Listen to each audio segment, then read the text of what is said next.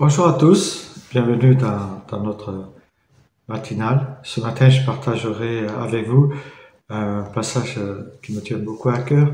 C'est celui de la deuxième lettre aux Corinthiens, chapitre 5, versets 14 à 15. L'apôtre Paul nous dit « Nous avons acquis la certitude qu'un seul homme est mort pour tous. Et il est mort pour tous, afin que ceux qui vivent ne vivent plus pour eux-mêmes, mais pour celui qui est mort à leur place et qui est ressuscité pour eux. » Voilà, j'aimerais prendre aussi l'image de cette rivière d'Amérique du Sud, bondée de petits poissons, mais des petits poissons, même s'ils sont petits, quand ils sont nombreux, ils sont voraces, ils peuvent faire des dégâts, ces petits poissons qui sont remplis dedans, s'appellent les piranhas. Et ces piranhas, ils se déplacent en bande et en peu de temps, malgré qu'ils soient petits, mais ils sont tellement nombreux, qu'ils sont capables de dévorer n'importe quel animal ou même homme qui tombe ou qui entre dans l'eau. On a vu souvent des reportages où un bœuf peut être dévoré en quelques minutes. Il est rare que quelqu'un veuille traverser la rivière sans être dévoré par eux.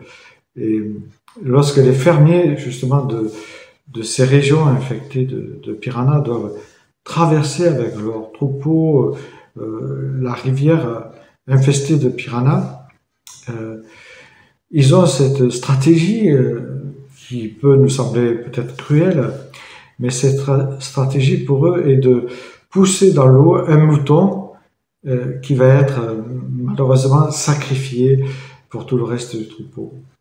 Immédiatement, les piranhas se ruent sur lui, comme ce sont des poissons carnassiers, et ils vont le dévorer.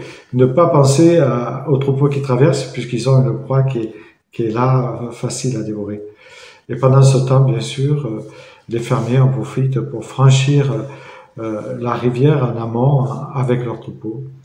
Et ça nous laisse cette image fantastique du Christ qui s'est sacrifié pour nous, qui est allé, on pourrait dire, dans cette rivière infestée de piranhas et qui a donné sa vie pour nous. Et combien il est bon de comprendre ce sacrifice qu'il a fait volontairement. Jésus a dit, on ne m'ôte pas la vie, je la donne de moi-même, et même devant Pilate, et il a dit, il t'est permis de me faire que ce que Dieu te permet de me faire. Donc on voit bien qu'il est ce maître d'œuvre de ce sacrifice qui nous permettait d'être libérés et d'être des enfants de Dieu, de devenir ses enfants. Et c'est beau de voir que l'apôtre Paul, lui, qui était un homme religieux et qui ensuite a rencontré le Christ, a pris conscience de la grandeur, de l'immensité de ce sacrifice. C'est pour cela qu'il écrit aux Corinthiens en disant « Nous avons acquis la certitude qu'un seul homme est mort pour tous. » Christ est devenu le nouvel Adam, mais un Adam sans péché, un Adam dans lequel nous pouvons nous identifier parce qu'il a pris tous les péchés de l'humanité sur lui. Il est devenu, quelque sorte, malédiction aussi pour nous. Il a pris notre place, en fait,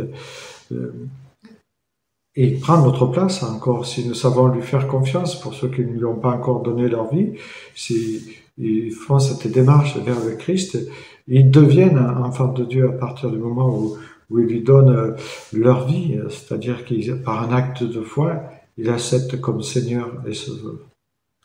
Et dans la lettre aux Éphésiens, il écrit « Par notre union avec Jésus-Christ, Dieu nous a ressuscités ensemble et nous a fait siéger ensemble dans le monde céleste. » Non seulement le Christ nous pardonne de nos péchés, mais il nous donne la vie avec une paix intérieure et une joie incommensurable.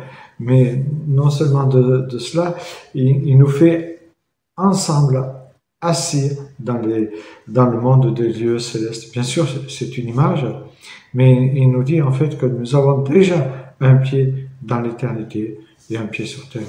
Et il est bon de rester avec un pied sur terre et un pied dans l'éternité, parce que si on est trop dans les nuages, on ne voit plus ce qui se passe autour de nous. Et nous savons que notre vie est un passage ici-bas. Et justement, cette vie, nous devons nous faire tout pour essayer de comprendre qui était Christ et ce qu'il a accompli pour nous, de comprendre vraiment cette profondeur de cet amour qu'il a eu pour nous. Il ne faut pas oublier que Dieu, lui, le créateur de l'humanité, celui-là qui a créé les étoiles, les montagnes, celui-là qui a créé la nature, celui-là qui a créé les animaux, même les piranhas, et qui nous a créés, a osé s'abaisser pour nous. Il est venu marcher parmi nous, il est venu manger parmi nous, il est venu souffrir parmi nous, et il s'est laissé cracher dessus afin que nous ayons la vie éternelle. Il est allé jusqu'à donner sa vie, c'est-à-dire se laisser torturer.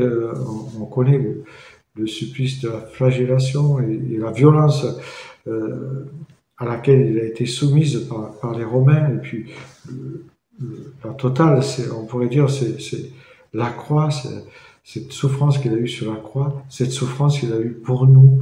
Et justement, quand nous nous rappelons ces souffrances, nous pouvons que apprendre à l'aimer davantage, comprendre que un si grand Dieu s'est abaissé pour nous, par amour. Alors par amour, nous aussi, nous devons justement lui demander de marcher comme il désire que nous marchions, c'est-à-dire en lui consacrant nos vies, en lui donnant notre vie, afin que, oui, prends tout Seigneur, je m'abandonne à toi, sans frein, sois le moteur de ma vie, que vraiment nous puissions saisir l'immensité de son amour pour marcher comme lui veut que nous marchions. Je vous souhaite à tous une bonne fin de matinée et une bonne journée. Que le Seigneur vous bénisse.